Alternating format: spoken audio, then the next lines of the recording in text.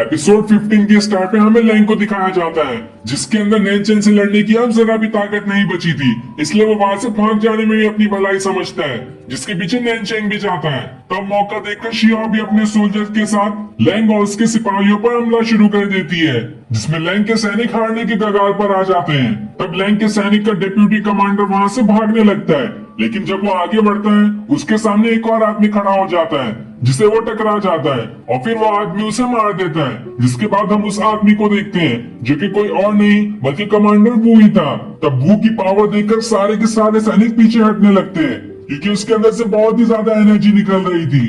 तब वो शियाओ के सैनिकों पर हमला शुरू कर देता है, लेकिन जैसे ही वो उन पर अटैक करता है इससे पहले ही शियाओ और न्यू गैंग अपनी पावर्स को मिलाकर वू पर अटैक करते हैं, लेकिन वो आसानी से उनके अटैक से बच जाता है। जिसके बाद वो दोबारा से उन पर अटैक करने जाता है और इस बार वो उन पर अटैक करता है इससे पहले ही वहां कोई आकर उसके अटैक को रोक लेता है। और जब हम उस इंसान को देखते हैं तो वो कोई और नहीं बल्कि प्रिंसेस ही थी।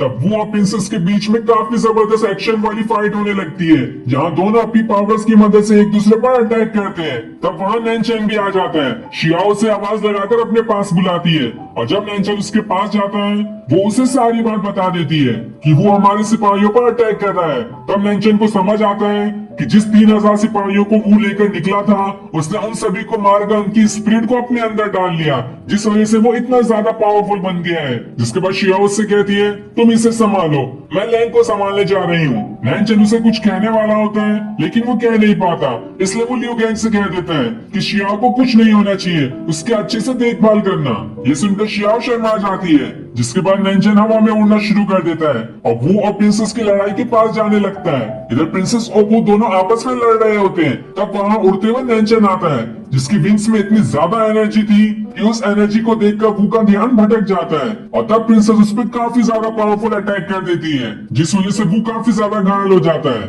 इसलिए वो वहां से भागने लगता है जिसकी स्पीड काफी ज्यादा होती है क्योंकि उसकी पावर्स का लेवल अब 7 पे पहुंच चुका है और कुछ ही देर में वो हवा की तरह चलते हुए वहां से गायब हो जाता है। नैनचेन और प्रिंसेस उसे ढूंढते रह जाते हैं लेकिन वो उन्हें नहीं मिलता। तभी नैनचेन को वहां से उड़ते हुए वही पक्षी दिखाई देती है, इसलिए वो उस पक्षी के पीछे पड़ जाता है। लेकिन वो पक्षी भी बहुत ही ज्यादा तेज था, मानो उसकी भी एनर्जी का लेवल काफी ज्यादा हो। और जब नैनचेन उसका पीछा ही कर रहा होता है तब पहाड़ पर से टूटकर बड़े बड़े पत्थर उस पर गिरने लगते हैं, जिस वजह से नैनचेन बराबर से उड़ नहीं पाता। लेकिन फिर भी वो काफी कोशिशों के बाद उन पत्थर से बच जाता है और उन पत्थर से पीछा छुड़ा के जैसे ही वो आगे बढ़ता है उसे अपने पास एक जाइंट स्नेक दिखाई देता है, जिसे देखकर नैनचेन एकदम हैरान हो जाता है। तब वो जाइंट स्नेक अपना पॉइजन नैनचेन की तरफ फेंक देता है। ये देखकर नैनचेन को गुस्सा आ जाता है और वो अपने विंग्स के फेदर की मदद से उस जाइंट स्नेक पर अटैक कर देता है, लेकिन वो जाइंट स्नेक आसानी से उसके अटैक को झेल जाता है। तब नैनचेन वहां से भागने में अपनी भलाई समझता है क्योंकि अभी उसे कुछ और काम करना है और वो इस जाइंट स्नेक से लड़कर अपना टाइम बर्बाद नहीं कर सकता। वही हम लैंग को देखते हैं जिसके ऊपर वो पक्षी आकर बैठती है और दूर से वो इन सारी चीजों को खड़े होकर देख रहा था। इधर हम नैनचेन को देखते हैं जो कि बस वहां से भागने का नाटक कर रहा था और फिर वो अपनी स्वॉर्ड को एक्टिवेट कर लेता है, जिसके बाद वो अपनी स्वॉर्ड को उस जायंट स्नेक के मुंह की तरफ फेंक देता है, जिस वजह से उस जायंट स्नेक के अंदर से खून निकलने लगता है। तब वो जायंट स्नेक एक बड़े से पत्थर को अपनी पूंछ में दबा लेता है और फिर वो उस पत्थर को नैनचेन की तरफ फेंक देता है, लेकिन नैनचेन जैसे तैसे इस पत्थर से बच जाता है। तब वो जायंट स्नेक दोबारा से अपने आप को हील कर लेता है और अपने पॉइजन की मदद से नैनचेन पर अटैक करने जाता है। ये देखकर नैनचेन एकदम तैयार हो जाता है और अपनी नई टेक्निक एक्टिवेट करने की कोशिश करने लगता है।